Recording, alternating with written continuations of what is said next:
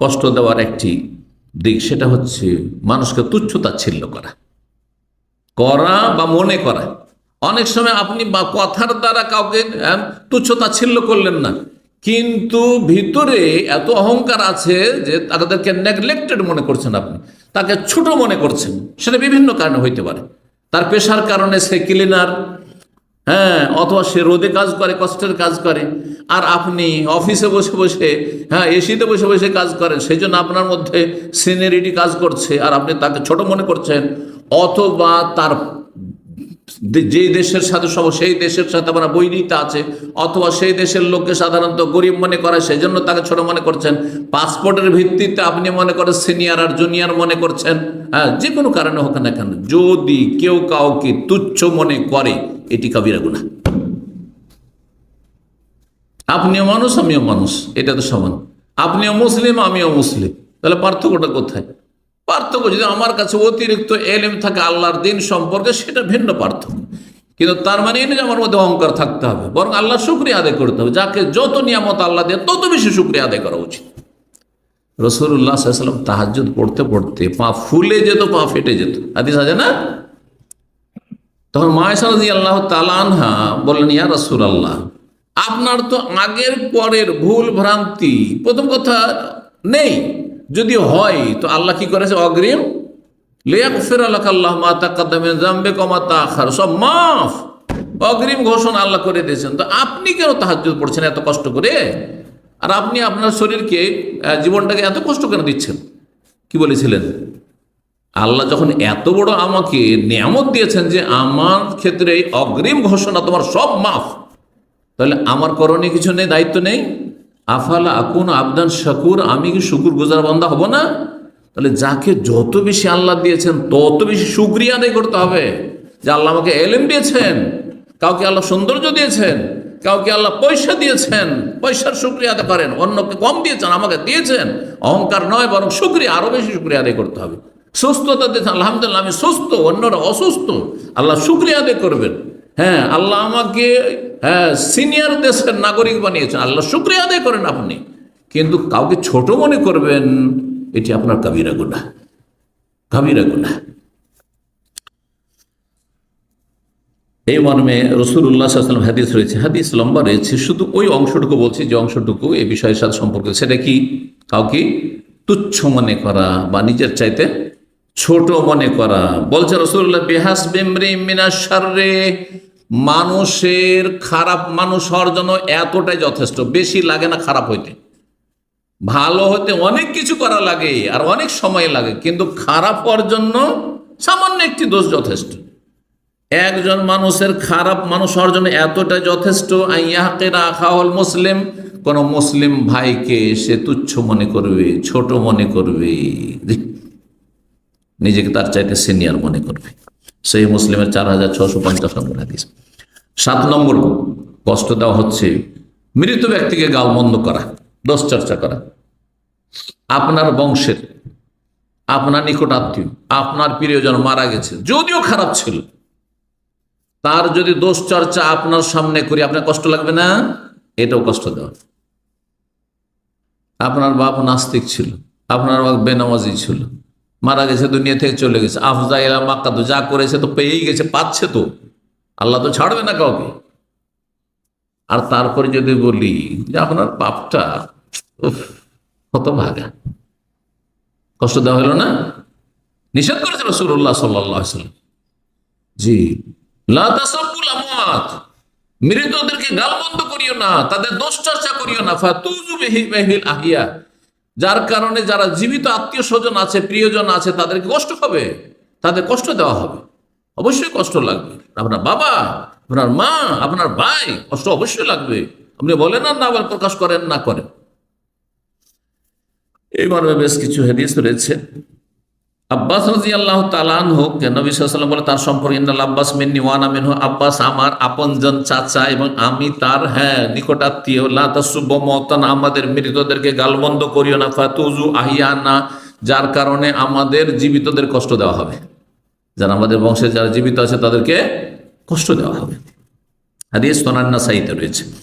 8 নম্বর কষ্ট দেওয়া, সেটা হচ্ছে যদি আপনি বিয়ে করেন এমন একটা পরিবারে যেই পরিবারটি আপনার আপনজনদের শত্রু, কষ্ট লাগবে না? আপনার বাপের দুশ্মন আর তার মেয়েকে যদি বিয়ে করেন, তার বোনকে বিয়ে করেন, ভালো লাগবে? দ্বিতীয় বিয়ে করবেন আপনার স্ত্রী অথবা আপনার স্ত্রীর বংশের দুশ্মন, শত্রু, আর সেই বংশ থেকে আপনি বিয়ে করেছেন, কষ্ট লাগবে না? আরে তুমি বিয়ে করবে, করো, জায়েজ আছে, কিন্তু অন্তত আমাদের দুশ্মনকে ঘরে নিয়ে আসিও না, দুশ্মনকে কাছে নিয়ে আসিও না। আমাদের দেশে অনেক সময় দেখা যায় যে আপনার কোনো ভাইয়ের শত্রুতা আছে কারো সাথে, আর আপনি যদি ওর সাথে উঠা বসা পারবেন না এটা করতে, যদি করেন তো আপনার ভাইয়ের সাথে আমরা শত্রুতা হয়ে যাবে, হবে না? হবে না? কারণ আমার ভাইটা মেনে নিতে চাইবে না। তাহলে সেটা যদি আত্মীয়তায় পরিণত হয়ে যায়, যে তার সাথে আত্মীয়তা করছেন, হ্যাঁ, তার ঘরে বিয়ে দিচ্ছেন, তার ঘর থেকে বিয়ে করে নিয়ে আসছেন, এটা না, এইভাবে যাতে কষ্ট হয় আপনজনদের, এই কাজ করবেন না। বিয়ের জন্য মেলা জায়গা রয়েছে, অন্য জায়গায় করুন। এই জন্য ফাতেমা রাদিয়াল্লাহু তাআলা আনহা যখন আলী রাদিয়াল্লাহু তাআলার বিবাহ বন্ধনে ছিলেন, আর ওই সময় নবী সাল্লাল্লাহু আলাইহি ওয়াসাল্লাম শুনতে পেলেন কারো মাধ্যমে যে আবু জাহালের মেয়েকে আলী বিয়ে করতে নাকি প্রস্তুতি নিচ্ছে। ঘটনা শুনেছেন? যে আলী রাদিয়াল্লাহু তাআলা সম্পর্কে এরকম চর্চা শুনলেন যে আলী নাকি আবু জাহালের মেয়েকে বিয়ে করবেন। রাসূলুল্লাহ সাল্লাল্লাহু আলাইহি ওয়াসাল্লাম কঠোরভাবে নিষেধ করলেন এবং নিজের উদ্বেগের কথা প্রকাশ করলেন। হাদিস নম্বর শেষখানে বলছি যে আমি শুনতে পেলাম যে হিশাম বিন মুগীরার গোত্রের লোকেরা, তারা তাদের মেয়ের বিয়ে দিতে চায় আলীর সাথে, আর তারা আমার কাছে অনুমতি চাইছে যে আপনার জামাইকে আমরা আমাদের বংশে আমাদের গোত্রের মেয়েদের, মানে ওই আবু জাহালের মেয়ের সাথে বিয়ে দিতে চাই। অথচ আবু জাহালের মেয়ে মুসলমান হয়ে গেছিলেন, কিন্তু তারপরেও আল্লাহর দুশ্মন কত কষ্ট দিয়েছে, কত কষ্ট দিয়েছে এই জালেম, এই উম্মতের ফেরাউন, মক্কার ফেরাউন, সেই ফেরাউনের মেয়েকে বিয়ে করবে আমার জামাই? না, বলছেন আমার কাছে অনুমতি নাকি চাইছে তারা। ফালা আযানুল্লাহ সুম্মালা আযানুল্লাহ সুম্মালা আযানুল্লাহ, তিনবার বলছে কখনো আমি অনুমতি দেব না, কখনো অনুমতি দেব না, কখনো অনুমতি দেব না যে আমার মেয়ের সতীন হবে, হ্যাঁ, আমার দুশ্মন, আল্লাহর দুশ্মন আবু জাহেলের মেয়ে, এটা হইতে পারে না। জি, তবে ইল্লা ইউহিব্বা ইবনে আবি তালিব, তবে যদি আলী ইবনে আবি তালিব মনে করে যে আমি বিয়ে করব, তাহলে ইউতাল্লিক ইবনাতি, আমার মেয়েকে তালাক দিয়ে দিই, ওয়ান কাহিবনা, তারপর আবু জাহলের মেয়েকে বিয়ে করব। তাহলে বলতে পারবে মেয়ের বাবা বা মেয়ে বলতে পারবে যে দুশ্মন, কিন্তু আমাদের দেশে যে দ্বিতীয় বিয়ে করলে আমাকে তালাক দাও, এইটা হারাম। দ্বিতীয় বিয়ে করার অধিকারকেই হরণ করে নিল একবারে, হ্যাঁ, দখল করে বসলো আপনার স্ত্রী, এইটি হারাম কাজ। কিন্তু দুশ্মনের ঘরে যদি আপনি বিয়ে করেন, আপনার স্ত্রী দুশ্মনের ঘর, আপনার শ্বশুরের দুশ্মনের ঘর থেকে বিয়ে করেন, তাহলে সেই অধিকার তখন আছে। কষ্ট দেবেন না কথাই। কেন? ফাইন্না ইবনাতি বাদআতুম মিন্নি ওয়া ইয়ারিবুনি মা রাবা ওয়া ইউজিনি মা যা, কারণ আমার কন্যা ফাতেমা আমার শরীরের জীবনের একটি অংশ, যাতে তার কষ্ট হয় আমার কষ্ট হয়, যাতে সে অশান্তি অনুভব করে তাতে আমার অশান্তি হবে। 9 নম্বর কষ্ট দেওয়া হচ্ছে মানুষের দোষ ত্রুটির তল্লাশি করা, দোষ খুঁজে বেড়াও, মানে ওত পেতে থাকা, দেখি যখন তখন খালি দোষ চর্চা করা, আজকে এর মধ্যে এই দোষ দেখলাম, তার মধ্যে এই দেখলাম, হ্যাঁ, না, কখনো করবেন না। মানুষের দোষ তলাশ করে বাড়াবেন না, না হলে আল্লাহ আপনার এক একটি দোষ সবগুলি মানুষের সামনে প্রকাশ করে, আল্লাহ তো সবই জানছেন, আল্লাহকে তলাশ করতে হবে না, আল্লাহ সব মানুষের সামনে প্রকাশ করে দুনিয়া আখেরাতে হাসরের মাঠে আপনাকে সমস্ত মানুষের সামনে লাঞ্ছিত অপদস্থ করবেন।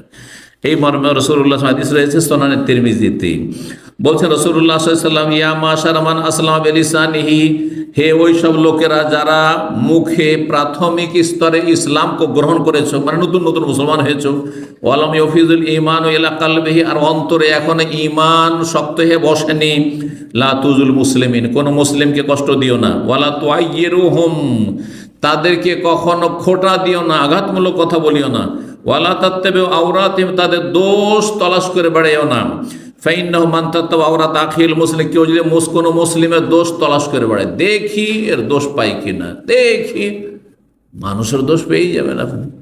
হ্যাঁ, 2-4-5 দিন চলাফেরা করলে কোনো জায়গায় একটু ত্রুটি পাবেনি, আপনি শুধু দোষ তলাশ করে বেড়াচ্ছেন। যদি এই কাজটি করে তাতাব্বাল্লাহ আওরাত, আল্লাহ তার দোষগুলি সবগুলিকে একত্রিত করে দেবেন। অমান তাতাব্বাল আওরাত, আর আল্লাহ যদি সব দোষকে এক জায়গায় জমা করে দেয় তোমার, ইয়াফুদাহু আলা ফি জাওফির রাহলি, বাড়িতে যদি ঢুকেও থাকে যে বাইরে বেরোবো না, তবু আল্লাহ আপনাকে আপনার ঘরের ভিতরে থাকা অবস্থায় লাঞ্ছিত অবস্থা করে দেবেন।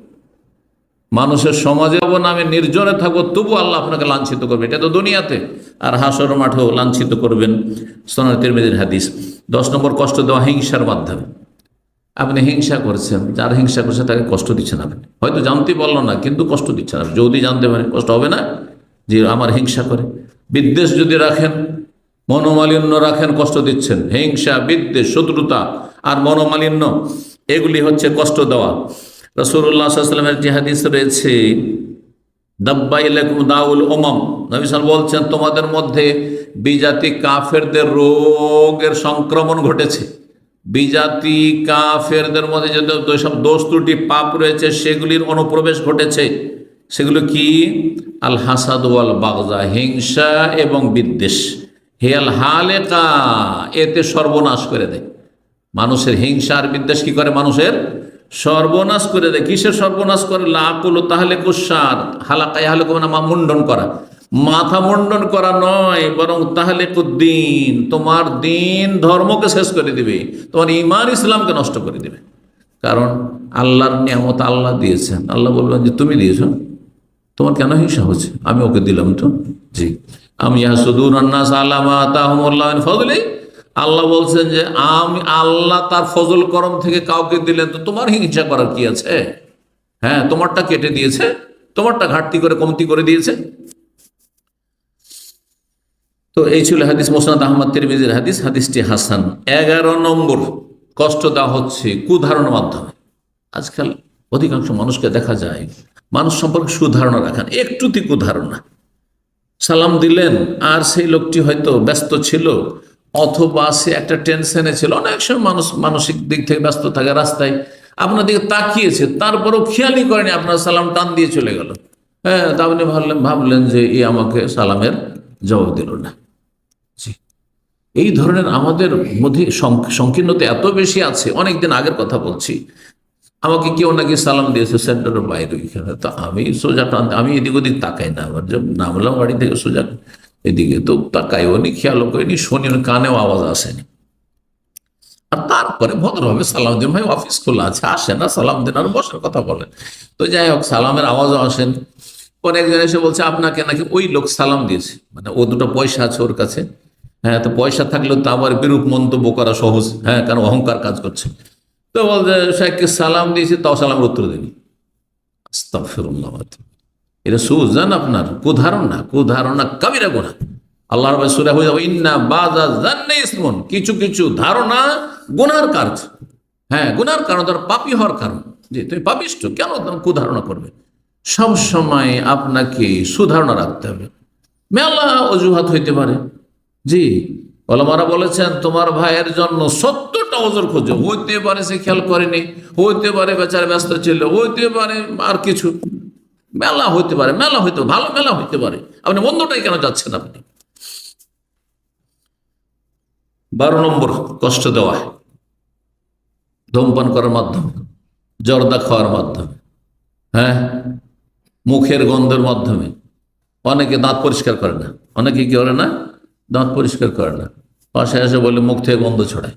হ্যাঁ হ্যাঁ, অথবা আপনার পেঁয়াজ খেয়েছেন, কাঁচা পেঁয়াজ খেয়েছেন, রসুন খেয়ে, কাঁচা পেঁয়াজ রসুন খেয়ে মসজিদে জামাতে আসতে নিষেধ করে রাসূলুল্লাহ সাল্লাল্লাহু আলাইহি ওয়াসাল্লাম।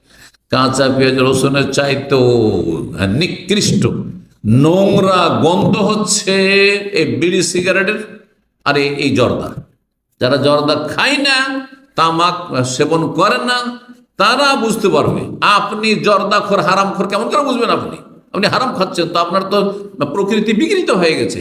হ্যাঁ, আপনার স্বাদ, জিভার স্বাদ আর নাকের স্বাদ আপনার চেঞ্জ হয়ে গেছে, বিকৃত হয়ে গেছে, সেই জন্য বুঝতে পারছেন না যে এগুলো খারাপ। সুতরাং এমন কিছু তামাকু ব্যবহার করে অথবা ধূমপান করে জর্দা খেয়ে এসব করে কষ্ট দেবেন না কাউকে, এরকম পেঁয়াজ রসুন কাঁচা। 13 নম্বর কষ্ট দেওয়া হচ্ছে আপনার ময়লা আবর্জনা যে কোনো কিছু হোক না কেন, যেটার প্রয়োজন নেই রাস্তায় ফেলে দিলেন।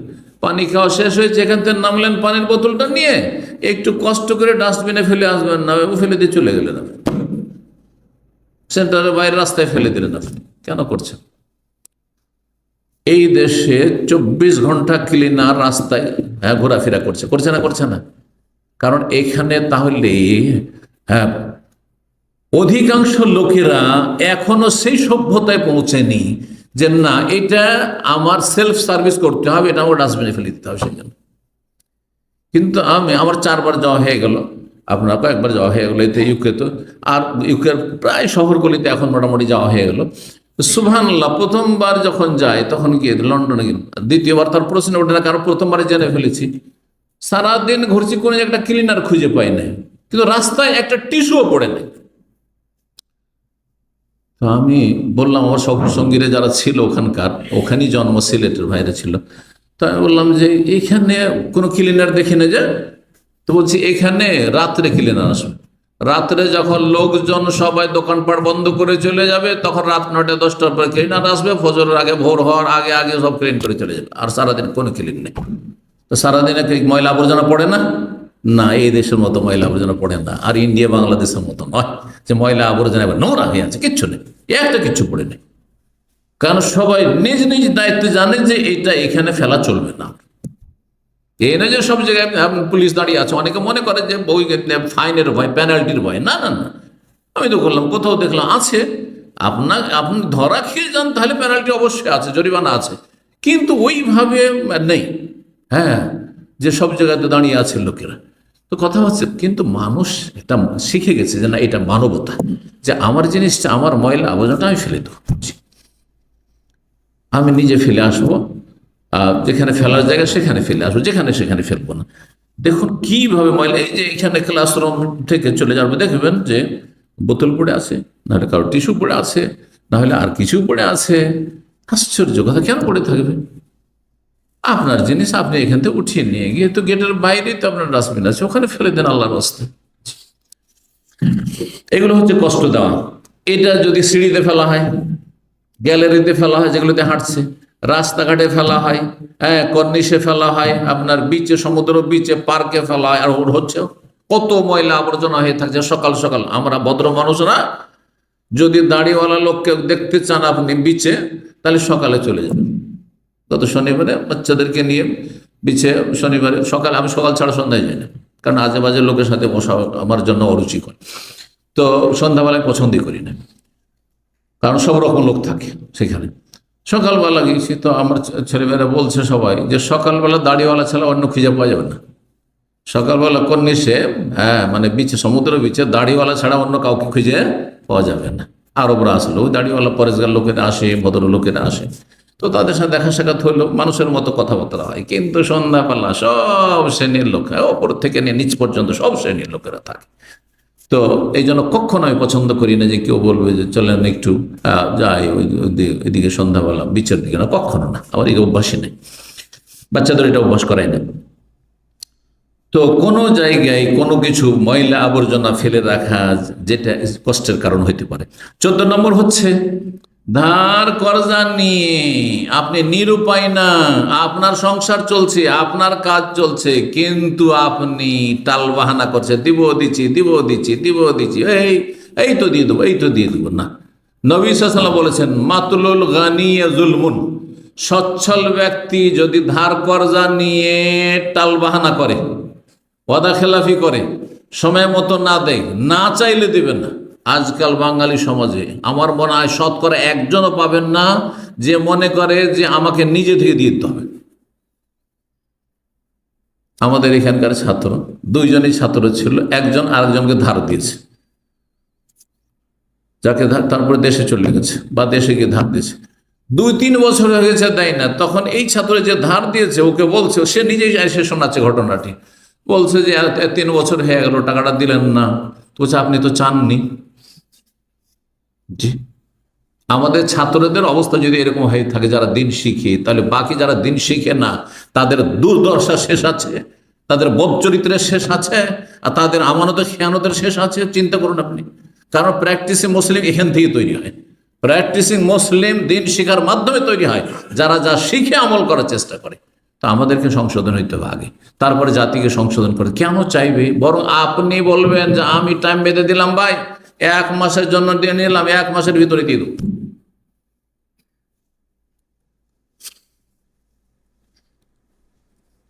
15 নম্বর এটি দিয়ে শেষ করছি, সেটা হচ্ছে যে আমাদের দেশে অনেক জায়গাতে উঁচু উঁচু বাড়ি আছে কারো, আর কারো বাড়ি হচ্ছে একেবারে নিচু, অথবা আপনার খোলা খোলা বাড়ি আছে। এই উঁচা ছাদের ওপর থেকে অন্যের বাড়ির দিকে তাকাচ্ছে, অন্যের বাড়ির মহিলাদের তাকাচ্ছে, অন্য বাড়ির মেয়েদের তাকাচ্ছে। কোনো ব্যাপার না, এক ছাদ থেকে আর এক ছাদের ওপর কে আছে, মহিলা পুরুষ কে আছে তাকাচ্ছে। এটা কোনো গুনাহই নয় মনে হচ্ছে, এটা কোনো কষ্ট দেওয়াই নয় মনে হচ্ছে। হ্যাঁ, মেয়েরা মহিলারা গোসল করছে, হয়তো কথা পুকুরে গোসল করছে, নদীতে গোসল করছে, সব তাকাচ্ছে। কোনো ব্যাপার না, কষ্ট দেওয়া এগুলো হারাম এগুলো। যেসব ঢেকে রাখার বস্তু, আবৃত রাখার বস্তু, পর্দা করার বস্তু, সেগুলির দিকে নজর দেওয়া হারাম।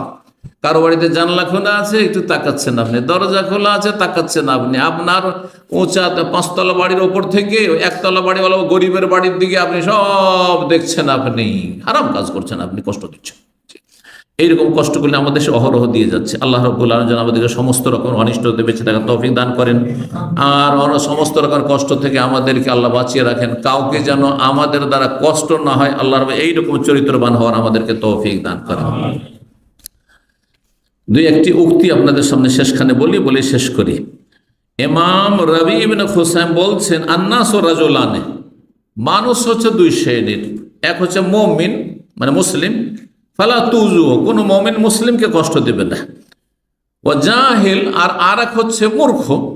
একজন ইমানদার যে ইসলাম সম্পর্কে জানে, তো তার মর্যাদা আরো বেশি, সুতরাং তাকে কোনোদিন কষ্ট দেবে না। আরেকজন জাহিল, সাধারণ আম পাবলিক মানুষ, মূর্খ মানুষ, বেশি কিছু জানে না, দিন সম্পর্কে জ্ঞান রাখে না, মূর্খামিও করতে পারে। ফালা তুজার, সে মূর্খামি করবে, তুমি মূর্খের সাথে মূর্খামি করিও না, তুমিও মূর্খ হইও না। হ্যাঁ, যেমন কুকুরে যদি কামড় দিতে আসে বা ঘেউ ঘেউ করে, তো আপনিও ঘেউ ঘেউ করতে লাগবেন নাকি? হ্যাঁ, ঠিক ওই রকম মূর্খ লোক যদি মূর্খামি করে, বেয়াদবি করে, অসভ্য হয়, তো আপনি অসভ্য হবে, নিচে নামবেন? কখনো নিচে নামবেন না। আপনি আপনার মান সম্মান রক্ষা করার জন্য ওয়া আরিজানিল জাহিলিন, সেখান থেকে কেটে পড়বেন। কোরআনের ভাষা আল্লাহ বলছেন। ইমাম ইবনে রাজব রাহিমাহুল্লাহ বলছেন যে আন্নাল মুসলিম লা ইয়াহিল্লু ইসারুল আযাইল বিওয়াজহি মিনাল ওযু, কোন মুসলিমকে কোন রকমের কষ্ট দেওয়া হালাল নয়, হারাম। মিন কওল, কথার দ্বারা হোক অথবা কোন আচার আচরণ দ্বারা হোক। ইয়াহইয়া ইবনে মায রাজি রাহিমাহুল্লাহ ইমাম বলছেন, লিয়াকুন হাজ্জুল মুমিন কা সালাসা, তুমি তোমার মুমিন মুসলিম ভাই সম্পর্কে কমপক্ষে 3টির একটি ভূমিকা অবশ্যই হইতে হবে। ইনলাম তানফাহু ফালা তাদুররহু, যদি তার উপকার না করতে পারো তো কমপক্ষে ক্ষতি করবে না। আমি আমার কলিগদেরকে, যারা আমার জুনিয়র হয়ে পরে এসছে, এই ইসলামিক সেন্টারে হোক অথবা আমার শিক্ষকতার জামানাতে হোক, আমি একটা কথা সবসময় বলতাম যে ভাই, আপনার উপকার হয়তো আমি করতে নাও পারি, হ্যাঁ নাও হইতে পারে আমার দ্বারা, কিন্তু এতটুকু জানবে যে আমি মতিউর রহমান কারো ক্ষতি করি না, হিংসা করি না, ক্ষতি করি না, আপনাকে ডাউন করার চেষ্টা করবো না। আপনি আপনার যোগ্যতা দিয়ে আপনি খুব উন্নতি করেন। হ্যাঁ, কমপক্ষে এতটা আমার দুর্বল ইমানের পরিচয় যে তুমি যদি উপকার না করতে পারো, ফালা তাদুররহু, কারো ক্ষতি করবে না। ওয়াইল্লাম তুফরেহু ফালা তাকুম্মাহু, কাউকে যদি খুশি না করতে পারো, আনন্দ না দিতে পারো, তো তাকে দুঃখিত করিও না, হ্যাঁ তাকে শোকাহত করিও না। ওয়াইল্লাম তামদাহু, তৃতীয় বিষয়টি হচ্ছে যদি কারো প্রশংসা করতে না পারো, অনেক সময় প্রশংসা করতে কষ্ট লাগে, আরে ওর প্রশংসা করবো তার ওয়ার্ড বেড়ে যাবে আমার কাছে। হ্যাঁ, প্রশংসা করতে যদি না পারো, ফালা তাজুম্মাহু, তার নিন্দা করিও না, চুপ থাকো, নীরব থাকো। জামিউল উলুম ওয়াল হিকাম, ইমাম ইবনে রাজব রাহিমাহুল্লাহর কিতাবের 294 পৃষ্ঠায় এই কথাগুলি রয়েছে। আল্লাহ রাব্বুল আলামিন যেন আমাদেরকে নেক আমলে তৌফিক দান করেন, মানুষের উপকার করার তৌফিক দান করেন, হিতাকাঙ্ক্ষী হওয়ার তৌফিক দান করেন। আল্লাহ রাব্বুল আলামিন জালেমের জুলুম থেকে আমাদের বাঁচিয়ে রাখেন।